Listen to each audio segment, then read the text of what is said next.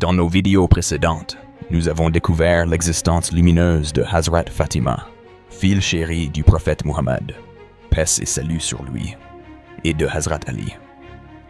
Pourtant, dans les réactions sous ces vidéos, nous voyons surgir des propos polémiques, des allégations infondées émanant de certains frères chiites, souvent dirigés contre les compagnons nobles du prophète.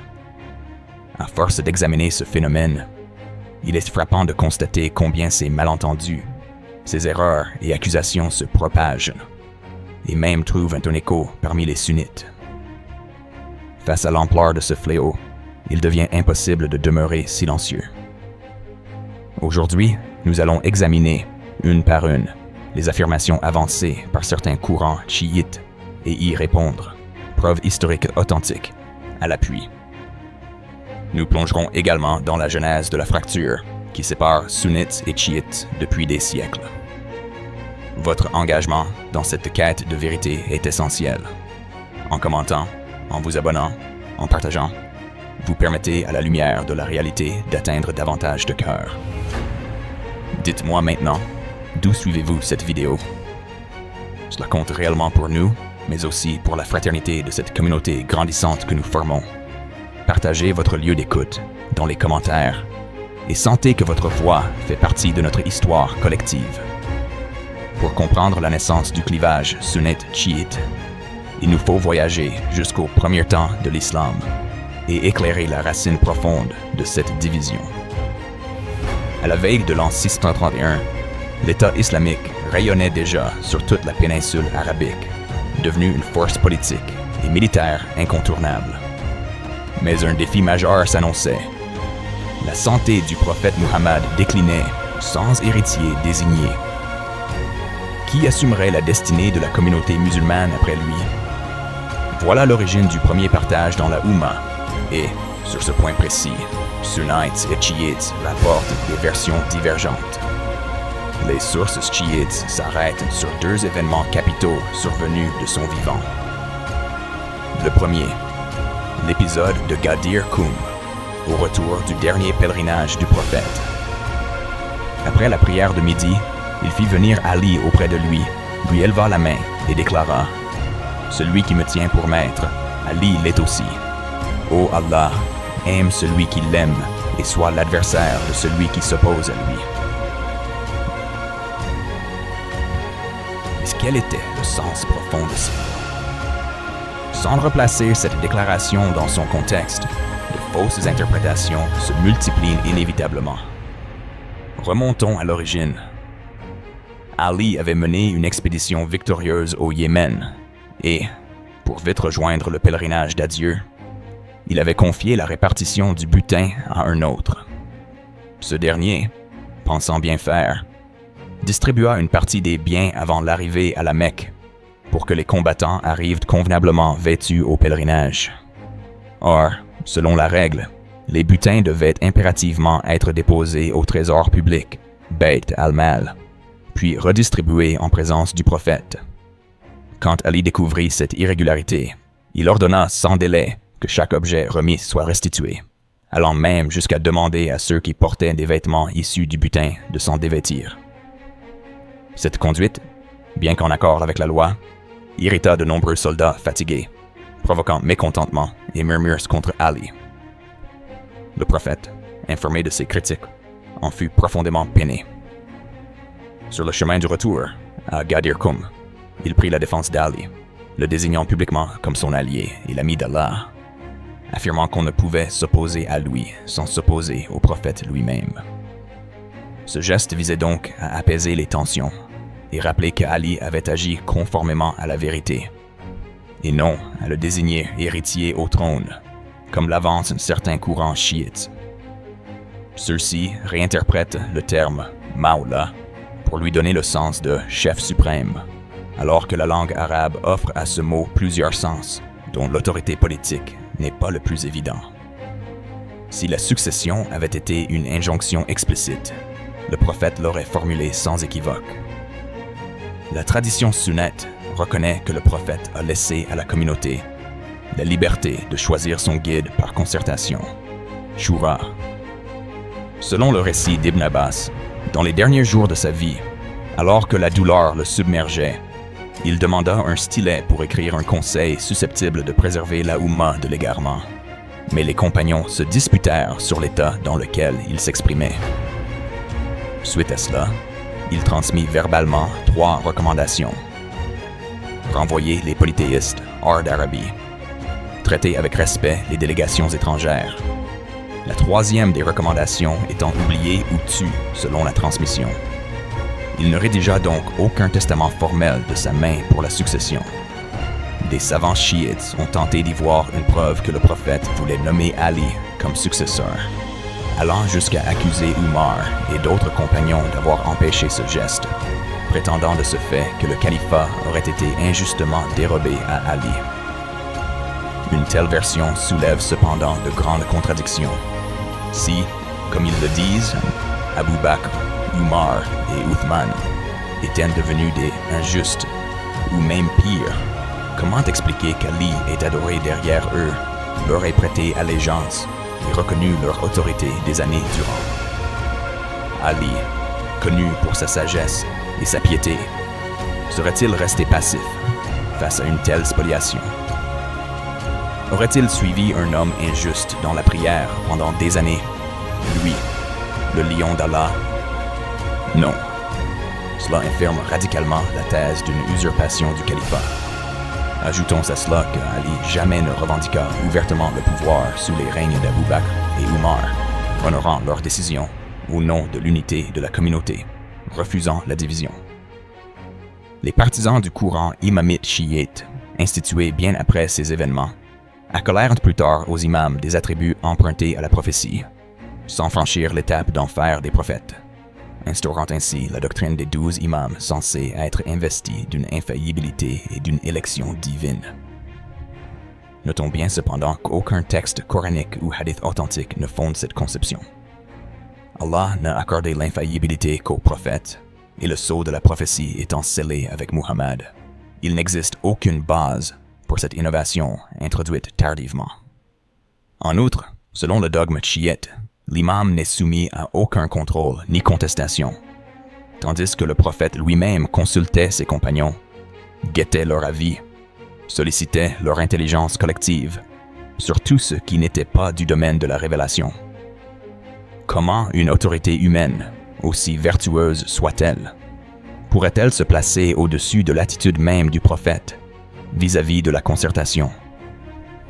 Après la disparition du prophète, des membres du groupe Ansar, les premiers soutiens de Médine, se relayèrent sous le portique de Banu Saïda pour établir la suite. Ils estimaient que l'accueil apporté à l'islam leur octroyait ce droit. Apprenant la tenue de ce conclave, Abu Bakr et Umar arrivèrent sur les lieux, guidèrent la discussion. Au terme des délibérations, la vaste majorité désigna Abu Bakr comme premier calife.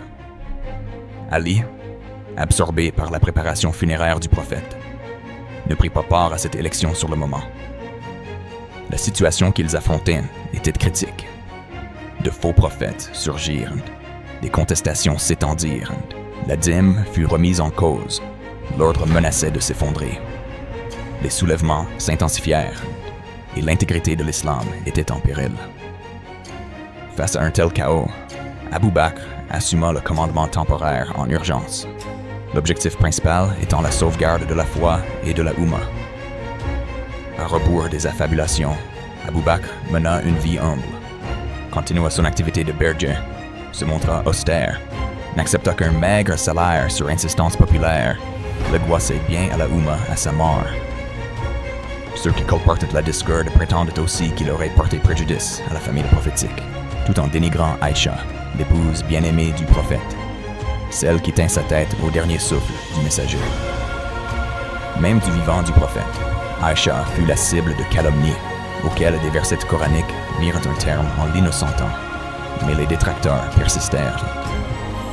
Abu Bakr reconnut l'immense savoir d'Ali, l'éleva au rang de conseiller, et celui-ci participa activement à la direction des affaires, y compris sous Umar, et lors des absences de ce dernier, quand Ali fut nommé gouverneur militaire de Médine.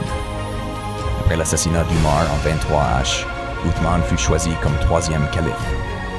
Contrairement aux deux précédents, Uthman appartenait au clan des Omeyyades, future dynastie dominante. Les 6 premières années de son califat furent prospères. L'islam étendit son autorité jusqu'à l'Arménie, la Perse, l'Afrique du Nord, Chypre, Tripoli. La fortune afflua. Mais, avec le temps, l'éloignement des valeurs du début et la montée du tribalisme minèrent la cohésion. Au sein de Koufa, Basra, d'Égypte, critiques et contestations se multiplièrent, certains dénonçant l'attribution de postes administratifs à ses proches.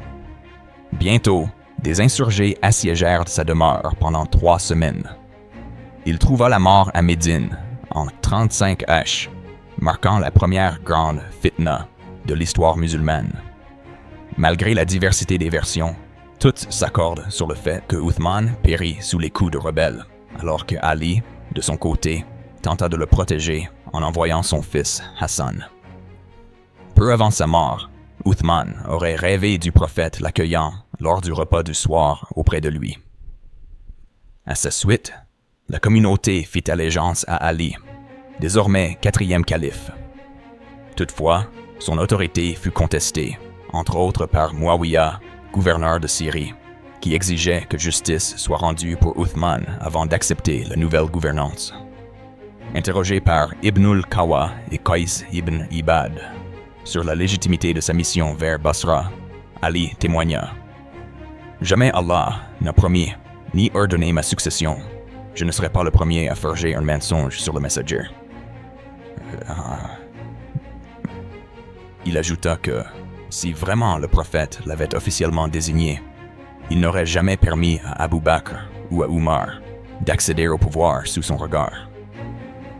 À la mort d'Umar, aucun successeur désigné, mais un conseil de 6 compagnons, incluant Ali, pour élire le prochain guide. Après la mort d'Uthman, l'ensemble de la région du Hijaz fit allégeance à Ali. Pourtant, la contestation perdura, attisée par certains éléments cherchant à semer la discorde. Selon certains historiens, le meneur des rebelles, Ibn Sabah, d'origine yéménite et converti du judaïsme, entretint intentionnellement la division entre les clans de Banu Hashim et Banu Umayya, répandant la rumeur que c'est Ali lui-même qui aurait planifié l'assassinat d'Uthman dans le but de prendre le pouvoir.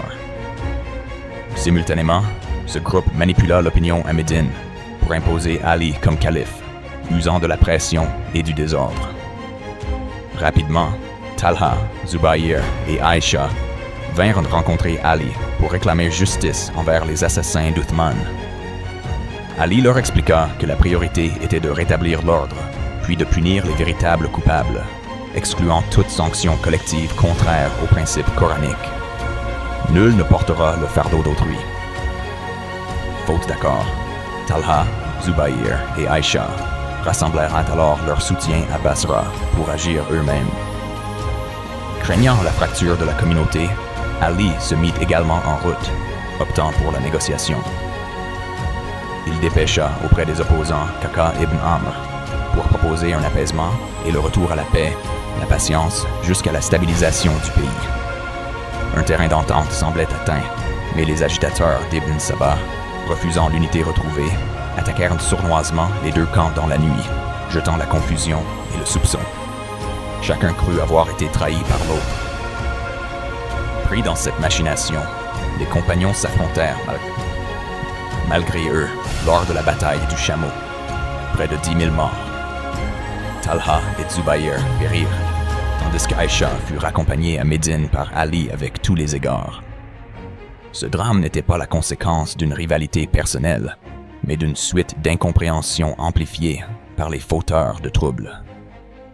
Cet affrontement interne affaiblit durablement le monde musulman, ouvrant la voie à la guerre de Siffin contre Muawiyah, qui, lui aussi, refusa de prêter allégeance à Ali, tant que justice n'était pas rendue pour Uthman.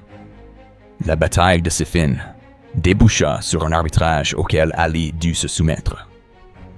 Mais cette médiation exacerba la division. Une faction dissidente, les Kharijites, accusa Ali d'avoir placé l'arbitrage humain au-dessus du jugement divin. Ils le rejetèrent, lui comme Muawiyah, provoquant une nouvelle fitna sanglante. Finalement, en 40 H, alors qu'il menait la prière à Koufa, Ali fut mortellement frappé par un kharijit, mettant fin à l'ère du califat bien guidé et donnant naissance à la dynastie Omeyyade. Ces épreuves qui ébranlèrent l'islam appellent à une réflexion sereine. Les plus grands érudits des 4 écoles sunnites considèrent que chaque compagnon fut un jurisconsulte apte à l'interprétation indépendante, ijtihad.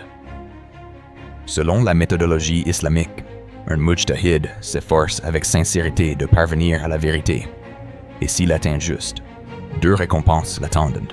S'il se trompe, une récompense pour son intention et ses efforts reste acquise. Ainsi, les désaccords, les débats, même les affrontements entre compagnons n'étaient pas la marque d'ambition terrestre, mais la résultante de la recherche loyale du bien suprême pour l'islam. Leur proximité avec le prophète avait purifié leur corps de la haine et de l'orgueil.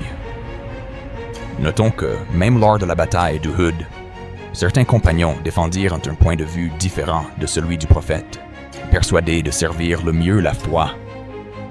Le prophète suivit leur opinion, puis, lorsque les faits lui donnèrent raison, aucune révélation ni reproche divin ne vint condamner ceux qui s'étaient trompés.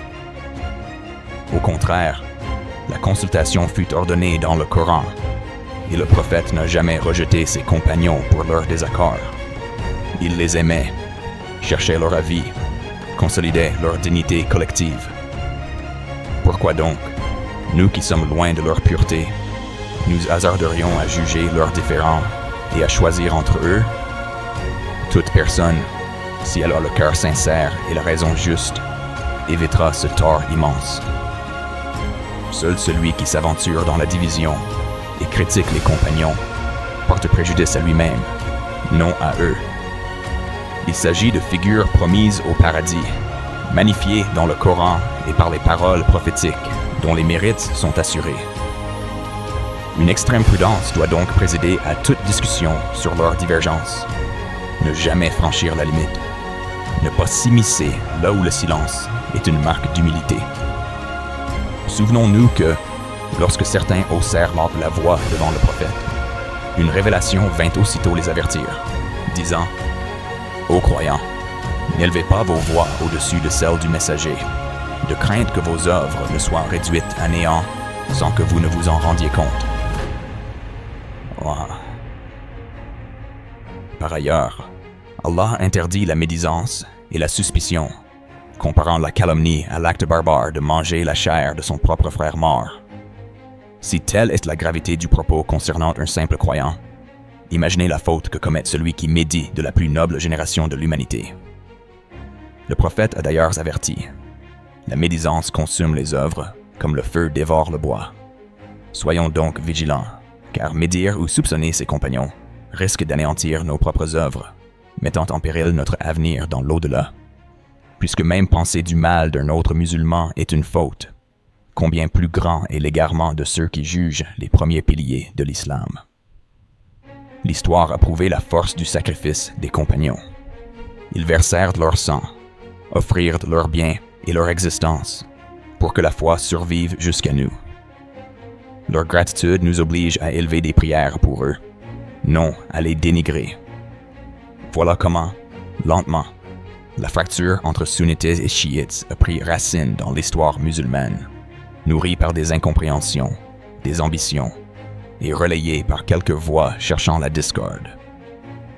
Si vous souhaitez que nous poursuivions ce type d'exploration dans de futures vidéos, signalez-le dans les commentaires. Soutenez la diffusion de la vérité en partageant ce contenu. Abonnez-vous pour ne rien manquer. Que la paix et la clarté soient avec vous. À très bientôt pour un nouveau voyage au cœur de la sagesse.